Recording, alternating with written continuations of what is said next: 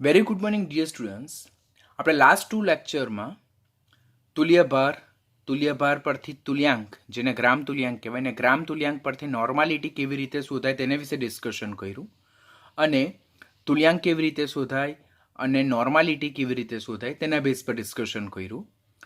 હવે આજના લેક્ચરમાં આપણે નોર્માલિટી અને સાંદ્રતાના અન્ય જે એકમો જે છે તેના વચ્ચેનો સંબંધ પ્રસ્થાપિત કરશું, અને એના બેઝ પર આપણે એક પ્રેક્ટિસ ન્યુમેરિકલ જોઈશું, જેથી એના બેઝ પરના ન્યુમેરિકલ તમને પૂછાય તો તમે ઇઝીલી સોર્ટ આઉટ કરી શકો. જેમાં પહેલો સંબંધ જે છે તે નોર્માલિટી અને મોલારિટી વચ્ચેનો, બીજો સંબંધ જે છે તે નોર્માલિટી અને પ્રબળતા એટલે કે સ્ટ્રેન્થ વચ્ચેનો, ત્રીજો સંબંધ છે તે નોર્માલિટી અને વજન કદથી ટકાવાર પ્રમાણ ધેટ ઇઝ પર્સન્ટેજ W/V, અને ચોથો સંબંધ જે છે તે નોર્માલિટી અને પર્સન્ટેજ W/W એટલે વજનથી ટકાવાર પ્રમાણ વચ્ચેનો સંબંધ ડિરાઈવ કરશું. આજના લેક્ચરમાં નોર્માલિટી અને સાંદ્રતાના આ એકમો વચ્ચે કેવી રીતે કોરિલેશન ફિટ થાય તેનું ડેરિવેશન જોઈશું, અને એક પ્રેક્ટિસ આપણે એક્ઝામ્પલ જોઈશું. તો લેક્ચરને સ્ટાર્ટ કરીએ. લેક્ચર ખૂબ ઇમ્પોર્ટન્ટ છે. તમે પ્રીવિયસ યર નીટના જો ક્વેશ્ચન જોશો તો તમને આ ટોપિકને લગતા ઘણા બધા ક્વેશ્ચન જોવા મળશે. જેમાં પહેલો જે સંબંધ છે નોર્માલિટી અને મોલારિટી વચ્ચેનો, that is very most important question. તો એ પરફેક્ટ આપણે શીખવાનો છે. આપણે સિમ્પલ નોર્માલિટી કેલ્ક્યુલેટ કરતા આવડી ગઈ, તો હવે એક સ્ટેપ આપણે અગાડી કોમ્પિટિટિવ લેવલ પર આગળ વધશું, જેમાં નોર્માલિટીને અન્ય સૂત્રો એટલે કે સાંદ્રતાના અન્ય એકમોને લગતા જે ન્યુમેરિકલ પૂછાય છે, જેમાં સ્ટુડન્ટ ઓલવેઝ કન્ફ્યુઝ થાય છે, તો તેના પર આગળ વધીએ. તો will start the lecture now onwards. આપણે અત્યારે જ જોયું તે અનુસાર નોર્માલિટી ઇઝ ઇક્વલ ટુ દ્રાવ્ય પદાર્થનું વજન છેદમાં દ્રાવ્ય પદાર્થનો તુલ્યભાર ગુણ્યા 1000 અપોન દ્રાવણનું કદ mlમાં, જ્યાં n એ શું છે? નોર્માલિટી છે. પછી W2 શું છે? એ દ્રાવ્ય પદાર્થનું વજન છે. તે શેમાં? ગ્રામમાં. ત્યાર પછી EW2 શું છે? દ્રાવ્ય પદાર્થનો તુલ્યભાર છે. અને VML શું છે? દ્રાવણનું કદ mlમાં. તો આટલી વસ્તુ આપણને ખ્યાલ છે. હવે આ જે EW2 જેને તુલ્યભાર કહેવામાં આવે, તો એ તુલ્યભાર કેવી રીતે ફાઇન્ડ થાય? તો મોલેક્યુલર માસ છેદમાં n કરવાથી ફાઇન્ડ થાય. તો n બરાબર W2 ડિવાઇડેડ બાય mW2 છેદમાં n ગુણ્યા 1000 અપોન VML થાય. તો mW2 શું મળે આપણને? mW2 એ દ્રાવ્ય પદાર્થનો અણુભાર મળે. પછી n is equal two n factor. A acid માટે કંઈ ડિફરન્ટ હશે, બેઝ માટે કંઈ ડિફરન્ટ હશે, અને જો આપણે તટસ્થ સંયોજન જોઈએ તો એના માટે કંઈક ડિફરન્ટ હશે. હવે આ જે n ફેક્ટર છે તો છેદનો છેદ છે, તો એ છેદનો છેદ બને અંશ. તો normality is equal two n into W2 છેદમાં mW2 ક્રોસ 1000 અપોન VML. આટલું થઈ ગયા બાદ આપણને આ જે વસ્તુ મળે છે, દ્રાવ્ય પદાર્થનું વજન છેદમાં દ્રાવ્ય પદાર્થનો અણુભાર ગુણ્યા 1000 અપોન VML. તે શાનું સૂત્ર છે? મોલારિટીનું સૂત્ર છે. શાનું સૂત્ર છે? મોલારિટીનું. આ n ફેક્ટર mનો m રહેશે, અને આ નોર્માલિટી mનો m રહેશે. આમ નોર્માલિટી અને મોલારિટી માટેનો આ ઇમ્પોર્ટન્ટ રિલેશનશિપ ખાસ યાદ રાખવાનું, કે મોલારિટીને જ્યારે મોલારિટીને જ્યારે આપણે n ફેક્ટર વડે મલ્ટીપ્લાય કરીએ ત્યારે શું મળે છે? નોર્માલિટી મળે છે. ઓર તમે બીજું સૂત્ર પણ શું યાદ રાખશો કે molarity is equal to normality divided by n factor. એટલે નોર્માલિટીને જ્યારે આપણે n ફેક્ટર વડે ડિવાઈડ કરીએ ત્યારે આપણને શું મળે? મોલારિટી મળે. ઓર મોલારિટીને જ્યારે n ફેક્ટર વડે મલ્ટીપ્લાય કરીએ ત્યારે આપણને શું મળે છે? નોર્માલિટી મળે છે. આમ નોર્માલિટી અને મોલારિટીનો આ સંબંધ આપણે ખાસ યાદ રાખવાનો. પહેલાં શું કર્યું કે આપણે નોર્માલિટીનું ઇક્વેશન રાઇટ કર્યું કે દ્રાવ્ય પદાર્થનું વજન છેદમાં દ્રાવ્ય પદાર્થનો તુલ્ય ભાર ગુણ્યા 1000 અપોન દ્રાવણનું કદ mlમાં. ત્યાર પછી આ દ્રાવ્ય પદાર્થનો તુલ્ય ભાર કેવી રીતે શોધાય? તો દ્રાવ્ય પદાર્થનું આણ્વીય દળ છેદમાં n ફેક્ટર કરવાથી આપણને આ દ્રાવ્ય પદાર્થનો તુલ્ય ભાર શોધી શકાય, જેને equivalent mass or equivalent weight કહેવાય. પછી આ છેદનો છેદ બને અંશ એટલે n ફેક્ટરને ઉપર લઈ ગયા. પછી W2 MW2 1000 અને VmL આપણું એમનું એમ રહ્યું. ત્યાર પછી દ્રાવ્ય પદાર્થનું વજન છેદમાં દ્રાવ્ય પદાર્થનો આણ્વીય દળ ગુણ્યા 1000 અપોન VmL એટલે એ કોનું સૂત્ર છે? મોલારિટીનું સૂત્ર છે. તો આમ નોર્માલિટી એટલે n ફેક્ટરને જ્યારે મોલારિટી વડે ગુણવામાં આવે ત્યારે શું મળે છે? દ્રાવ્ય પદાર્થની કોઈપણ પદાર્થની નોર્માલિટી મળે. ઓર નોર્માલિટીને n ફેક્ટર વડે ભાગવાથી આપણને શું મળે છે? મોલારિટી મળે છે.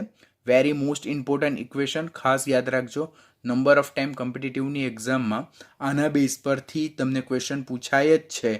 અને સ્ટુડન્ટ શું કરે છે? જ્યાં નોર્માલિટી છે ત્યાં મોલારિટી રાઇટ કરે છે અને જ્યાં મોલારિટી છે ત્યાં નોર્માલિટી યાદ રાખે છે. તો આપણે શું યાદ રાખવાનું? નોર્માલિટી એટલે નમો. નોર્માલિટી એટલે નમો. નોર્માલિટી એટલે નમો. ન ફોર n ફેક્ટર અને મો ફોર મોલારિટી. તો નોર્માલિટી કેવી રીતે મળે? તો normality is equal two n factor into molarity. સૂત્ર ખાસ યાદ રાખવાનું. nની જગ્યાએ m અને mની જગ્યાએ n રાઇટ થઈ ગયું તો આખું ઇક્વેશન રોંગ પડશે અને આખું ન્યુમેરિકલ રોંગ પડશે. નીટની એક્ઝામમાં આના બેઝ પરથી સૂત્રો કરતાં એના બેઝ પરના ન્યુમેરિકલ ખાસ પૂછાય છે.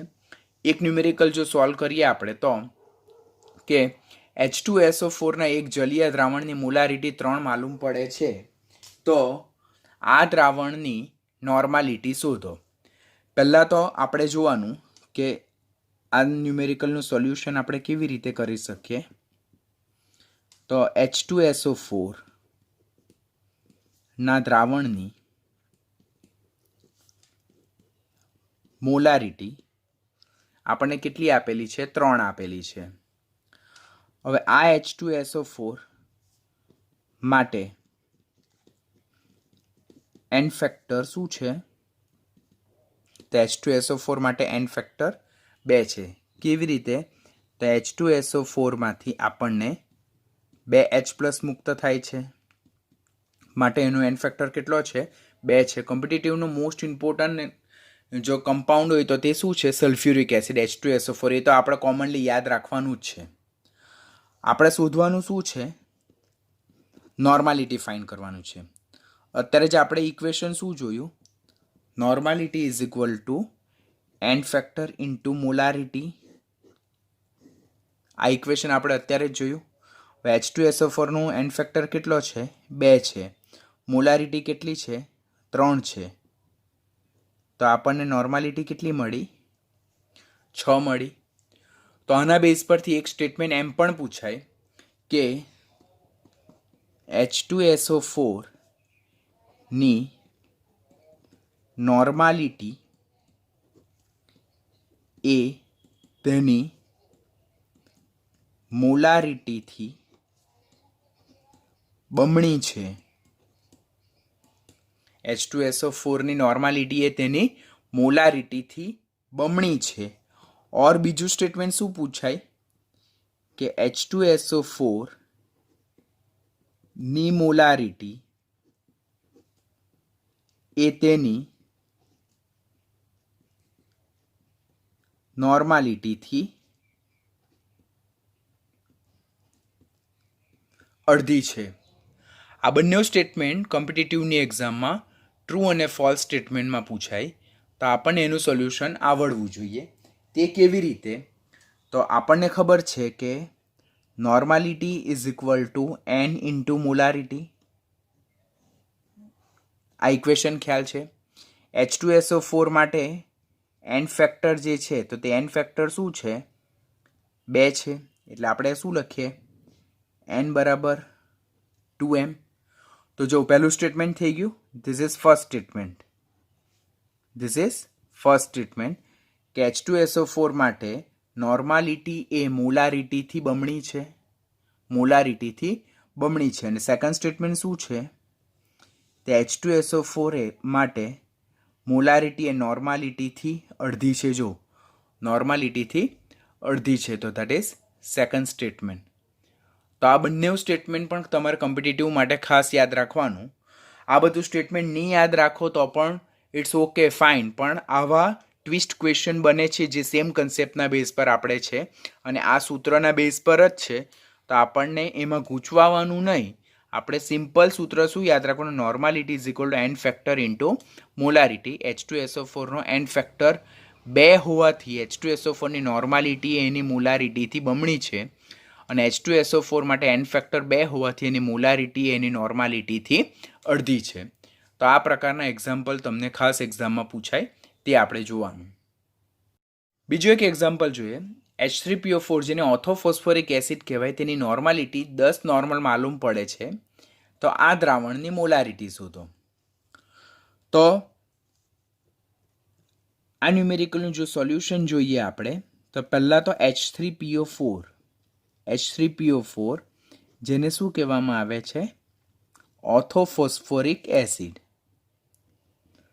આ ઓર્થોફોસ્ફોરિક એસિડ તેનું બંધારણ શું છે? P double bond O, OH અને OH. એટલે એના બંધારણમાં 3 હાઇડ્રોક્સિલ ગ્રુપ છે. તો તેની બેઝિકતા કેટલી થાય? એની બેઝિકતા 3 થાય, કારણ કે H3PO4 નું વિયોજન થાય ત્યારે તેમાંથી આપણને 3H+ છૂટા પડે અને ફોસ્ફેટ આયન છૂટો પડે. માટે H3PO4 માટે એન ફેક્ટર શું થાય? 3 થાય. This is important. હવે આપણે અત્યારે ઇક્વેશન શું જોયું કે H3 normality is equal to n into molarity. Normality ગુણ્યા મોલારિટી ઇઝ નોર્માલિટી કેવી રીતે મળે? તો મોલારિટીને એન ફેક્ટર વડે ગુણવાથી આપણને નોર્માલિટી મળે. હવે H2SO4 માટે એન ફેક્ટર કેટલું છે? 3 છે. તો H3PO4 માટે એન ફેક્ટર કેટલું છે? 3 છે. તો H3PO4ની નોર્માલિટી એ તેની મોલારિટીથી કેટલા ગણી થાય? 3 ગણી થાય. ઓર H3PO4 માટે મોલારિટી એ નોર્માલિટી ભાગ્યા 3 કરવાથી મળે. એની મોલારિટી એ નોર્માલિટી ભાગ્યા 3 કરવાથી મળે. હવે આપણને અહીંયા ન્યુમેરિકલમાં શું આપેલું છે? એની નોર્માલિટી આપેલી છે. તો એની નોર્માલિટી કેટલી આપેલી છે? તો 10. તો 10 ડિવાઇડેડ બાય 3 કરવાથી આપણને શું મળશે? મોલારિટી. તો that will be hour answer. તો કેટલું ઇઝી છે. પહેલાં તો આપણે ફોસ્ફોરિક એસિડનું એન ફેક્ટર ખબર હોવું જોઈએ 3, જે તુલ્યભારવાળા ટોપિકમાં આપણે લર્ન કરી ચૂક્યા છે. પછી નોર્માલિટી અને મોલારિટી વચ્ચેનો સંબંધ દર્શાવતું સૂત્ર કયું? તો normality is equal to n into molarity. એટલે H3PO4 માટે normality is equal two 3m. એટલે નોર્માલિટી એની મોલારિટીથી 3 ગણી છે. જો મોલારિટી ફાઇન્ડ કરવી હોય તો નોર્માલિટીને 3 વડે ભાગવું પડે આપણે. નોર્માલિટી આપણને ઓલરેડી 10 આપેલી છે. તો 10 ડિવાઇડેડ બાય 3 કરવાથી જે આન્સર મળે તે એનો શું થાય? મોલારિટી થાય. તો આ બેઝ પરથી આપણે નોર્માલિટી અને મોલારિટી વચ્ચેનો સંબંધ દર્શાવતા ઘણા બધા ન્યુમેરિકલ સોલ્વ કરી શકીએ છીએ. કોમ્પિટિટિવની એક્ઝામમાં આ પ્રકારના ન્યુમેરિકલ ખાસ પૂછાય છે. એટલે નોર્માલિટી અને મોલારિટી વચ્ચેનો સંબંધ દર્શાવતું સૂત્ર યાદ રાખવાનું કે મોલારિટીને એન ફેક્ટર વડે ગુણવાથી નોર્માલિટી મળે છે. હવે નોર્માલિટી અને પ્રબળતા વચ્ચેનો સંબંધ. તો પહેલાં તો નોર્માલિટીનું સૂત્ર આપણને ખબર હોવું જોઈએ કે નોર્માલિટી કેવી રીતે શોધાય. તો નોર્માલિટી એટલે દ્રાવ્ય પદાર્થનું વજન that is W2 ગ્રામ છેદમાં દ્રાવ્ય પદાર્થનો તુલ્ય ભાર that is equivalent weight to into 1 upon દ્રાવણનું કદ તે શેમાં? લીટરમાં. તો આમ દ્રાવ્ય પદાર્થનો વજન છેદમાં દ્રાવ્ય પદાર્થનો તુલ્ય ભાર ગુણ્યા 1 અપોન દ્રાવણનું કદ કરવાથી આપણને શું મળે છે? નોર્માલિટી મળે છે.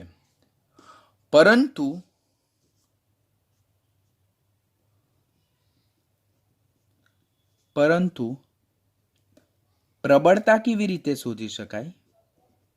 તો પ્રબળતા શોધવા માટેનું સૂત્ર શું છે? તો દ્રાવ્ય પદાર્થનું વજન that is W2 ગ્રામ છેદમાં દ્રાવણનું કદ લીટર કરવાથી આપણને શું મળે છે? પ્રબળતા મળે છે. આ કોનું સૂત્ર છે? પ્રબળતાનું સૂત્ર જે આપણે ઓલરેડી જ્યારે મોલારિટી જોયેલું હતું ત્યારે આપણે લર્ન કરી ચૂક્યા છે. તો આપણે આ જ ઇક્વેશનમાં આ દ્રાવ્ય પદાર્થનું વજન છેદમાં દ્રાવણનું કદ આપેલું જ છે. તો હવે આ સૂત્રને આપણે એ રીતે મોડિફાઈડ કરશું અને આપણે બ્રેકેટમાં મૂકશું. આમ નોર્માલિટી ઇઝ ઇક્વલ ટુ દ્રાવ્ય પદાર્થનું વજન that is W2 ગ્રામ છેદમાં દ્રાવણનું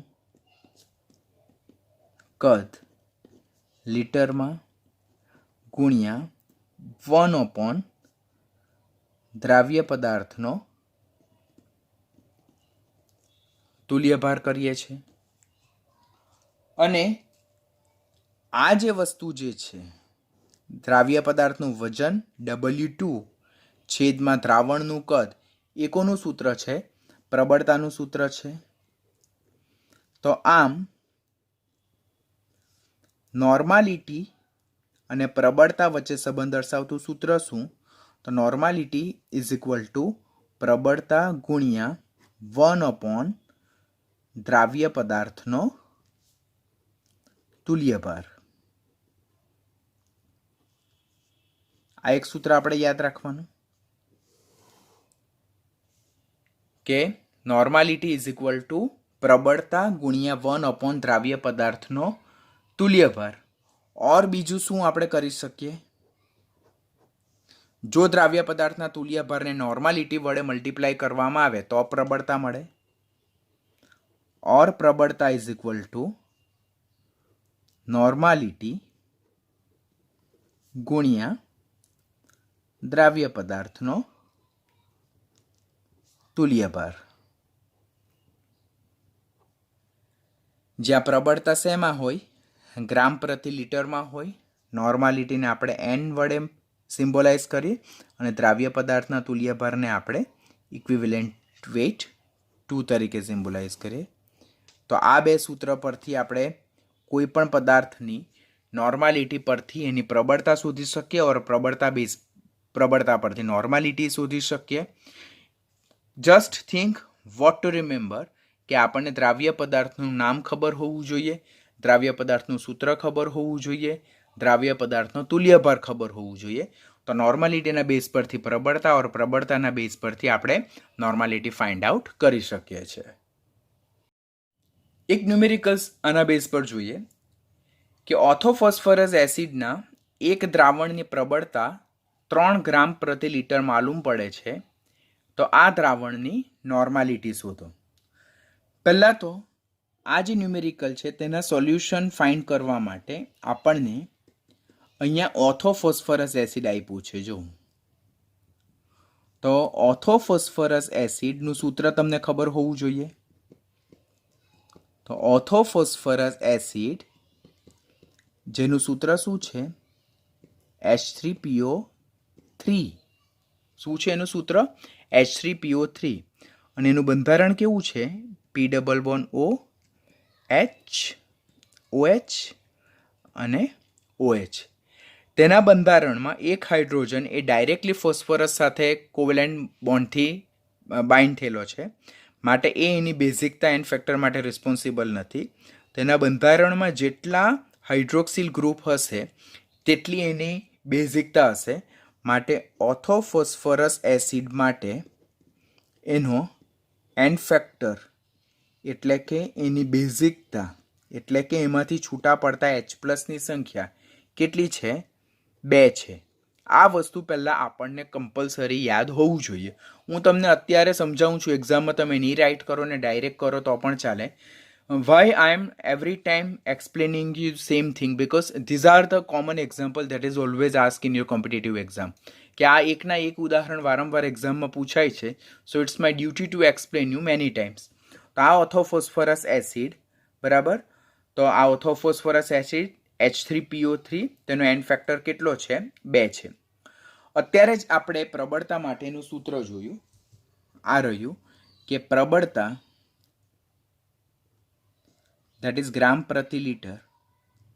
તો નોર્માલિટીને દ્રાવ્ય પદાર્થના તુલ્ય ભાર વડે મલ્ટીપ્લાય કરવાથી આપણને શું મળે છે? પ્રબળતા મળે છે. પરંતુ આપણને અહીંયા શું ફાઇન્ડ કરવાનું છે? નોર્માલિટી ફાઇન્ડ કરવાનું છે. માટે નોર્માલિટી ઇઝ ઇક્વલ ટુ પ્રબળતા કે જે ગ્રામ પ્રતિ લીટરમાં હશે અને દ્રાવ્ય પદાર્થનો તુલ્ય ભાર વડે જો આપણે એને બાદ કરીએ તો આપણને શું મળશે? નોર્માલિટી મળશે. હવે નેક્સ્ટ, નોર્માલિટી અને વજન કદથી ટકાવાર વચ્ચેનો સંબંધ. એના બેઝ પરના કોમ્પિટિટિવને એક્ઝામમાં પણ ક્વેશ્ચન ખાસ પૂછાય છે. તો નોર્માલિટીના હવે આટલું બધું કેલ્ક્યુલેશન કર્યું તો હવે નોર્માલિટીનું સૂત્ર તો આપણને ખબર પડી જ જાય કે નોર્માલિટી એટલે દ્રાવ્ય પદાર્થનું વજન છેદમાં દ્રાવ્ય પદાર્થનો તુલ્ય ભાર ગુણ્યા 1000 અપોન દ્રાવણનું કદ mlમાં. This is first equation of normality, કે નોર્માલિટી આ રીતે શોધાય. હવે પર્સન્ટેજ W/V એટલે શું? તો પર્સન્ટેજ W/V એટલે દ્રાવ્ય પદાર્થનું વજન, બરાબર, દ્રાવ્ય પદાર્થનું વજન દેટ ઇઝ W2 ગ્રામ છેદમાં દ્રાવણનું કદ VmL અને ક્રોસ 100. આ કોનું સૂત્ર છે? પર્સન્ટેજ W/V એટલે કે વજન કદથી ટકાવારનું સૂત્ર છે. દ્રાવ્યનું વજન ગ્રામમાં છેદમાં દ્રાવણનું કદ mlમાં ને ગુણ્યા 100. તો આ જે સૂત્ર છે તેમાં આપણી પાસે W2 છે, તો યસ છે. આપણી પાસે જે સૂત્ર ડિરાઈવ કરવા માટે 100 જોઈએ તે આ 1000માંથી 100 મળશે, યસ. દ્રાવણનું કદ મળશે, યસ. તો આ સૂત્રને એવી રીતે આપણે અરેન્જ કરશું કે જેમાંથી આ સૂત્ર આપણે ડિરાઈવ કરી શકીએ. તો normality is equal to W2 cross 100 divided by VmL. બાકી શું રહી જાય? અહીંયાથી 10 બાકી રહી જાય અને અહીંયાથી ઇક્વિવેલન્ટ વેઇટ 2 એટલે કે દ્રાવ્ય પદાર્થનો તુલ્ય ભાર રહી જાય. હવે આ જે સૂત્ર છે તે કોનું છે? તો that ease of percentage W/V ને ગુણ્યા 10 છેદમાં દ્રાવ્ય પદાર્થનો તુલ્ય ભાર. આમ નોર્માલિટી અને પર્સન્ટેજ W/V વચ્ચેનો સંબંધ દર્શાવતું સૂત્ર શું છે? તો નોર્માલિટી ઇઝ ઇક્વલ ટુ વજન કદથી ટકાવારી ગુણ્યા 10 છેદમાં દ્રાવ્ય પદાર્થનો તુલ્ય ભાર કરવાથી આપણને શું મળે છે? નોર્માલિટી મળે છે. ઓર પર્સન્ટેજ W/V ના બેઝ પરથી આપણે નોર્માલિટી વચ્ચેનો જો સંબંધ મેળવવું હોય તો percentage W/V is equal to normality into દ્રાવ્ય પદાર્થનો તુલ્ય ભાર અને છેદમાં 10. એટલે એક વખતની JEEની એક્ઝામમાં આપણે આ સૂત્ર યાદ રાખીએ, પરંતુ એ લોકો સૂત્ર એમ પૂછેલું હતું કે વજન કદથી ટકાવાર પ્રમાણ અને નોર્માલિટીને લગતું નીચેનામાંથી કયું સાચું સૂત્ર છે. તો આ સૂત્રના બેઝ પરથી જે લોકોએ આ સૂત્ર ડિરાઈવ કરેલું હતું અને ઘણા બધા સ્ટુડન્ટ કન્ફ્યુઝ થઈ ગયેલા હતા. તો ત્યારે આપણે કન્ફ્યુઝ નહીં થઈ જવાનું. ફર્સ્ટ આપણે આ સૂત્ર ડિરાઈવ કરવાનું, સૂત્ર યાદ રાખવાનું અને એના બેઝ પરથી આપણને આ સૂત્ર બનાવતા આવડવું જોઈએ કે નોર્માલિટીને દ્રાવ્ય પદાર્થના તુલ્ય ભાર વડે ગુણવાનું અને છેદમાં 10 કરવાથી આપણને વજન કદથી ટકાવાર પ્રમાણ મળે છે. તો ફરીથી એક્સપ્લેન કરું કે નોર્માલિટી એટલે દ્રાવ્ય પદાર્થનું વજન છેદમાં દ્રાવ્ય પદાર્થનો તુલ્ય ભાર ગુણ્યા 1000 અપોન દ્રાવણનું કદ mlમાં. જ્યારે વજન કદથી ટકાવાર પ્રમાણ કેવી રીતે શોધાય? તો દ્રાવ્ય પદાર્થનું વજન W2 ગ્રામ છેદમાં દ્રાવણનું કદ mlમાં ને ગુણ્યા 100 કરવાથી. એટલે આ જે સૂત્ર છે તેમાં આ સૂત્ર આપણે બનાવવાનું છે. તો આ સૂત્રને આપણે મોડિફાઈડ કર્યું, that is W2 upon VML ને ક્રોસ 100 ગુણ્યા 10 divided by equivalent weight to દ્રાવ્ય પદાર્થનું ઇક્વિવેલન્ટ વેઇટ એટલે કે તુલ્ય ભાર. અને આ જે સૂત્ર જે છે તે શાનું છે? પર્સન્ટેજ W બાય Vનું સૂત્ર છે. આમ normality is equal to percentage W by V ગુણ્યા 10 ને છેદમાં ઇક્વિવેલન્ટ વેઇટ 2 કરવાથી આપણને શું મળે છે? નોર્માલિટી મળે છે. વેરી ઇમ્પોર્ટન્ટ ઇક્વેશન, ખાસ યાદ રાખવાનું. નાઇટ્રિક એસિડ જેનું સૂત્ર HNO3 છે તેના એક જલીય દ્રાવણની નોર્માલિટી 2 નોર્મલ માલુમ પડે છે. તો આ દ્રાવણના વજન કદથી ટકાવાર પ્રમાણ શોધો. પહેલાં અહીંયા નોર્માલિટી અને વજન કદથી ટકાવાર પ્રમાણ વચ્ચેનો સંબંધ દર્શાવવાનું છે. તો પહેલાં તો ધ મોસ્ટ ઇમ્પોર્ટન્ટ થિંગ, તમને સાંદ્રતાના 2 એકમ વચ્ચેનો સંબંધ દર્શાવતું સૂત્ર યાદ આવવું જોઈએ. તો એ આપણે શું જોયું કે normality is equal to percentage W by V into 10 divided by દ્રાવ્ય પદાર્થનો તુલ્ય ભાર. આપણને પહેલાં આટલું કમ્પલસરી યાદ આવવું જોઈએ. હવે અહીંયા આપણે નોર્માલિટી આપેલી છે, તે કેટલી આપેલી છે? 2 normal. Percentage W by V વજન કદથી ટકાવાર પ્રમાણ આપણે શોધવાના છે. This is given to us. આ પર્સન્ટેજ W બાય V શોધવાના છે. આપણે રાઇટ કરતા ગઈએ કે નોર્માલિટી આપણને આપેલી છે, પર્સન્ટેજ W બાય V શોધવાના છે ગુણ્યા 10 છેદમાં HNO3 નો તુલ્ય ભાર. હવે HNO3 જે છે તો HNO3 નું વિયોજન થાય તો એમાંથી આપણને H+ અને NO3- મળે. એટલે એમાંથી કેટલા H+ મુક્ત થાય છે? 1 H+ મુક્ત થાય. તો આ HNO3 નો એન ફેક્ટર કેટલો છે? 1 છે. હવે આ HNO3 માટે જો એનો તુલ્ય ભાર ફાઇન્ડ કરવો હોય તો એના મોલેક્યુલર માસ ડિવાઇડેડ બાય 1 કરવો પડે. એટલે એનો તુલ્ય ભાર એ એના મોલેક્યુલર માસ જેટલો જ થાય. અને HNO3 જે છે તો તેનો જો આપણે મોલેક્યુલર માસ ગણીએ તો HNO3 નું મોલેક્યુલર માસ કેટલું છે? 63. બરાબર. 63 કેવી રીતે આવે? તો 1H plus 1N plus 3O એટલે 1 પ્લસ 14 પ્લસ 3 ઇન્ટુ 16, 14 ને 1 15 અને 16 તાલી 48 અને એના બેઝ પરથી શું આવે? 63. તો HNO3 માંથી 1 H+ છૂટા પડે માટે એનું એન ફેક્ટર 1 છે. તો એનો તુલ્ય ભાર એ મોલેક્યુલર માસ ડિવાઇડેડ બાય 1 કરવાથી મળે. તો એનો તુલ્ય ભાર એના મોલેક્યુલર માસ એટલે કે આણ્વીય દળ જેટલો જ થાય.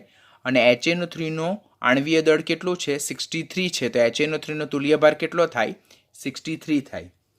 આમ 2 is equal to percentage W by V into 10 divided by 63 માટે percentage W by V is equal to 2 into 63 divided by 10. 63 દુના 126 divided by 10, so that is 12.6% W by V દ્રાવણ મળશે.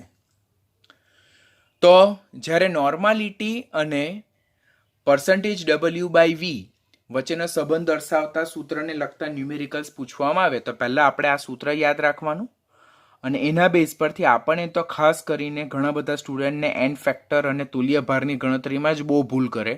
જ્યાં એન ફેક્ટર ખોટો થાય ત્યાં તુલ્યભાર ખોટો થાય, ને તુલ્યભાર ખોટો થાય ત્યાં સૂત્ર સાચું હોવા છતાં પણ ફાઇનલ આન્સર કેવો આવશે? રોંગ આવશે. તો પહેલાં આ સૂત્ર યાદ રાખવાનું, બંનેના વચ્ચે સંબંધ દર્શાવતું. ત્યાર પછી સાચો એન ફેક્ટર ફાઇન્ડ કરવાનું અને સાચો તુલ્યભાર ફાઇન્ડ કરવાનું. એ તુલ્યભારની વેલ્યુ આ ઇક્વેશનમાં પુટ કરવાની અને ફાઇનલ આન્સર ઓબ્ટેન કરવાનું. નવ લાસ્ટ, નોર્માલિટી અને વજનથી ટકાવાર એટલે કે પર્સન્ટેજ ડબલ્યુ બાય ડબલ્યુ વચ્ચેનો સંબંધ દર્શાવતું સૂત્ર. પહેલાં તો આપણે શું યાદ રાખીએ કે આપણે અત્યારે જ જોયું કે normality is equal to percentage W by V into 10 દ્રાવ્ય પદાર્થનો તુલ્યભાર. આપણે આ સૂત્ર અત્યારે જ જોયું, તો પહેલાં એને આપણે બ્રેકેટમાં લખીએ. બરાબર. ફર્સ્ટ આપણે સૂત્રને લખ્યું, અત્યારે જ શીખ્યા કે નોર્માલિટી એટલે વજન કદથી ટકાવાર પ્રમાણ ગુણ્યા 10 દ્રાવ્ય પદાર્થનો તુલ્યભાર કરવાથી આપણને નોર્માલિટી મળે છે. પરંતુ આપણને ખ્યાલ શું છે કે percentage W by V is equal to percentage W by W cross D. Percentage W by V is equal to percentage W by W cross D, જ્યાં પર્સન્ટેજ ડબલ્યુ બાય વીને વજન કદથી ટકાવાર પ્રમાણ કહેવાય, પર્સન્ટેજ ડબલ્યુ બાય ડબલ્યુને વજનથી ટકાવાર પ્રમાણ કહેવાય અને ડીને દ્રાવણની ઘનતા કહેવાય. તો આ જે રિલેશન છે તેને આપણે અહીંયા પુટ કરીએ તો પર્સન્ટેજ ડબલ્યુ બાય વીનું આપણે રિલેશન મૂકીએ percentage W by W cross D દ્રાવણની ઘનતા. આ મૂક્યું પછી અહીંયાથી આપણે 10 ઇક્વિવેલન્ટ વેઇટ 2 અને નોર્માલિટી એઝ ઇટ ઇઝ મૂકી. તો આમ નવું સૂત્ર શું બને છે કે normality is equal to percentage W by W ગુણ્યા દ્રાવણની ઘનતા ગુણ્યા 10 દ્રાવ્ય પદાર્થનો તુલ્યભાર.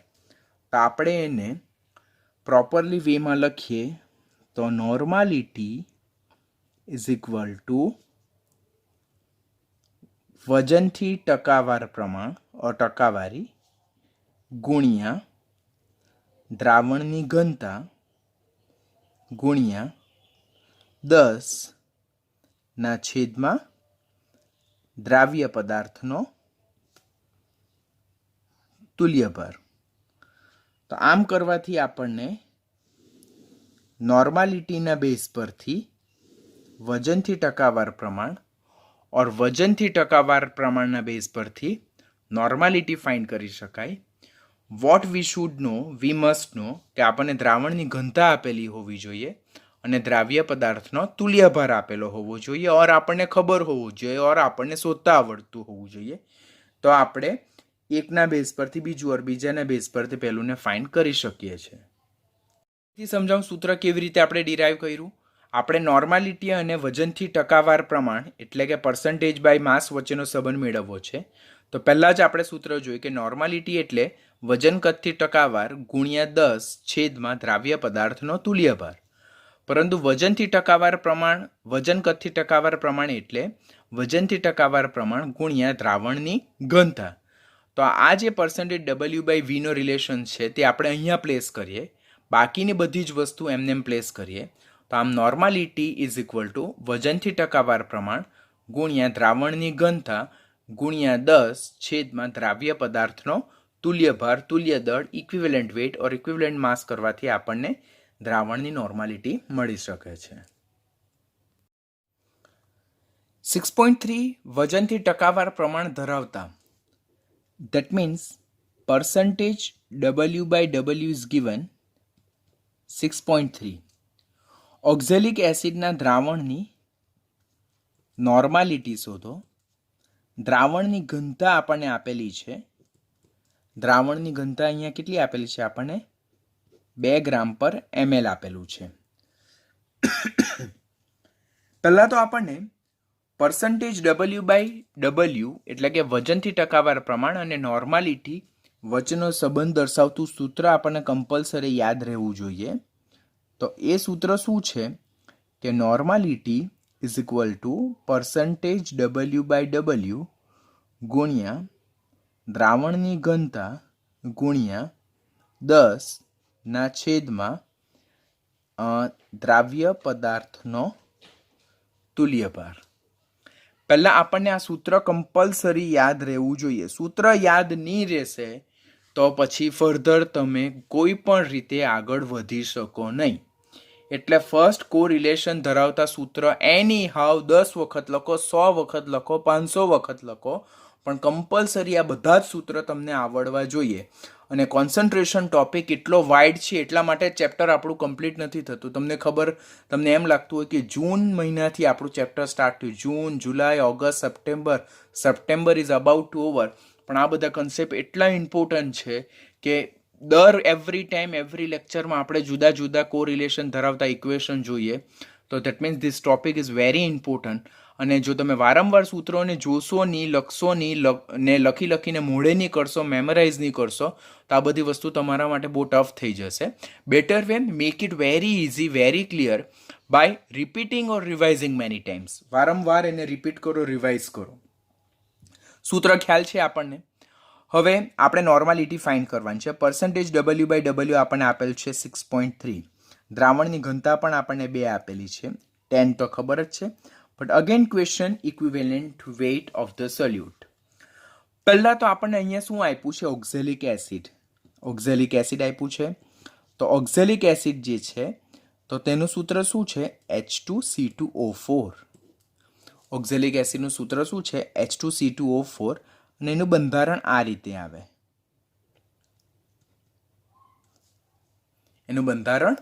રીતે આવે. જેને આપણે જોઈએ તો આ જે ઓક્ઝેલિક એસિડ છે તો તેનું વિયોજન જ્યારે થાય તેમાંથી 2H+ છૂટા પડે અને ઓક્ઝેલેટ આયન એટલે C2O4-2 ઋણ આયન છૂટો પડે. એટલે આ ઓક્ઝેલિક એસિડના એક અણુમાંથી 2H+ છૂટા પડે. માટે આ જે ઓક્ઝેલિક એસિડ છે તેનો એન ફેક્ટર કેટલો થાય? 2 થાય. એનો એન ફેક્ટર કેટલો થાય? 2 થાય. તો આ ઓક્ઝેલિક એસિડનો તુલ્યભાર ફાઇન્ડ કરવો હોય તો તુલ્યભાર that is equivalent weight 2 is equal to molecular weight 2 divided by 2 કરવું પડે.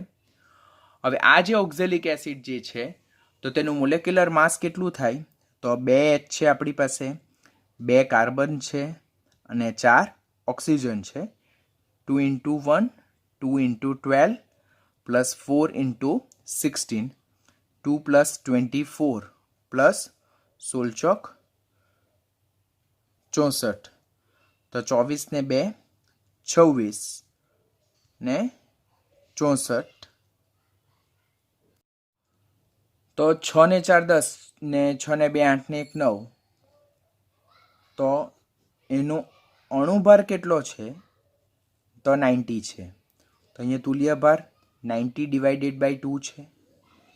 હવે અહીંયા 90 ડિવાઇડેડ બાય 2 કરીને 45 નહીં કરવાનું, કેલ્ક્યુલેશનમાં અગાડી જવાનું, બીકોઝ એનાથી કેલ્ક્યુલેશન ઇઝી થઈ જાય. તો આ જે ઓક્ઝેલિક એસિડ છે તેનો તુલ્યભાર અહીંયા આપણે ગણ્યો છે 90 ડિવાઇડેડ બાય 2.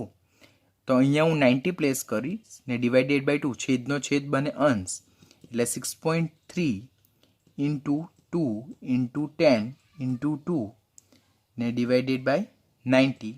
આ 0 0 કેન્સલ, એટલે 6.3 ડિવાઇડેડ ઇન્ટુ 4 ડિવાઇડેડ બાય 9. અને 6.3 × 4 ડિવાઇડેડ બાય 9 કરવાથી આપણને આન્સર શું મળશે? 2.8 નોર્મલ. તો આ રીતે આપણે કેલ્ક્યુલેશનને કમ્પ્લીટ કરવાની થાય. શું કર્યું પહેલાં? અગેન રિપીટિંગ કે આપણને જે માહિતી આપેલી હોય તો તે પહેલાં રો ડેટા ફિલ કર્યું, એના બેઝ પરથી નોર્માલિટી અને વજનથી ટકાવાર પ્રમાણનો સંબંધ દર્શાવતું સૂત્ર પ્લેસ કર્યું. મને 6.3% W/W આપ્યું છે, દ્રાવણની ઘનતા બી આપેલી છે, પછી 10 ખબર છે અને દ્રાવ્ય પદાર્થનો તુલ્યભાર આપેલો નથી. ઘણી વખત ઓક્ઝેલિક એસિડ હાઇડ્રેટેડ ફોર્મમાં હોય તો એનો તુલ્યભાર આપણને 63 આપેલો હોય. જ્યારે કોઈ પણ દાખલામાં જો તુલ્યભાર આપેલો હોય તો ત્યારે આપણને દાખલામાં અહીંયા મેન્શન કરેલો હોય કે ઓક્ઝેલિક એસિડનો તુલ્યભાર 63 લેવો, એવું એ લોકો આપેલું હોય તો ત્યારે આપણે અહીંયા 90 ન લેતા, આ 90/2 45 ન લેતા 63 જ લેવાનું. જો તુલ્યભાર એ લોકો આપેલો હોય તો આપણે સ્માર્ટ થઈને આપણો નવો તુલ્યભાર નહીં શોધવાનો, એ લોકો આપેલા ડેટાને જ ઉપયોગ કરવાનો. જો દાખલામાં નહીં આપેલું હોય તો ઓક્ઝેલિક એસિડનું સૂત્ર આ છે અને એ મુજબથી એનો એન ફેક્ટર 2 થાય ને એ મુજબથી એનો તુલ્યભાર કેટલો થાય 45 થાય. તો આ કેલ્ક્યુલેશન તમને કમ્પલસરી આવડવું જોઈએ. ઓક્ઝેલિક એસિડનું સૂત્ર H2C2O4 છે, એમાંથી વિયોજન પામતા H+ ની સંખ્યા 2 છે, માટે ઓક્ઝેલિક એસિડની બેઝિકતા એટલે કે એન ફેક્ટર 2 થાય. તો એનો તુલ્યભાર એના આણ્વીય દળના છેદમાં 2 કરવાથી મળે. એનો આણ્વીય દળ કેટલું છે 90 છે, જે આપણે કેલ્ક્યુલેશનથી ફાઇન્ડ કર્યું. આમ એનો તુલ્યભાર 45 થાય, પરંતુ એ 45 ન મૂકતા હું 90/2 મૂકું કારણ કે એનાથી મારું કેલ્ક્યુલેશન ઇઝી થાય છે. તો આ બેઝ પરથી ઓક્ઝેલિક એસિડની નોર્માલિટી આપણે ફાઇન્ડ આઉટ કરી શકીએ છીએ.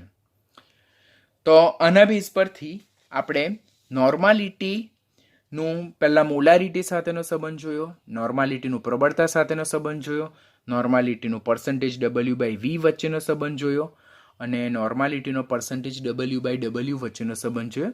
અને આની સાથે નોર્માલિટીને સાંદ્રતાના અન્ય એકમો સાથેના કોરિલેશન જોયા, એના બેઝ પરના ન્યુમેરિકલ્સ જોયા. તો આના બેઝ પરથી આપણે આજનો લેક્ચર જે છે તેને ઓવર કરીએ છીએ. ટોપિક ખૂબ ઇઝી છે, જસ્ટ તમારે ધ્યાન દઈને લેક્ચરને જોવાના. એક વખત લેક્ચર જોવાથી ડેફિનેટલી સમજ નહીં જ પડશે, તો લેક્ચરને 2 ટાઈમ્સ જોઉં, 3 ટાઈમ્સ જોઉં, મેક પ્રોપર નોટ્સ અને પરફેક્ટ ટોપિકને પ્રિપેર કરતા જાઓ. જેટલું અત્યારે આ ટોપિકને પ્રિપેર કરશો લોકડાઉનના સમયમાં, તેટલું જ તમને 12મા ધોરણમાં આ ટોપિકને ડાયરેક્ટ પ્રિપેર કરવાનું ઇઝી થઈ જશે. બિકોઝ 12મા ધોરણમાં સેમ ટોપિક અત્યારે 12મા ધોરણના સ્ટુડન્ટ કરે છે. તો કાળજી રાખજો પ્લીઝ.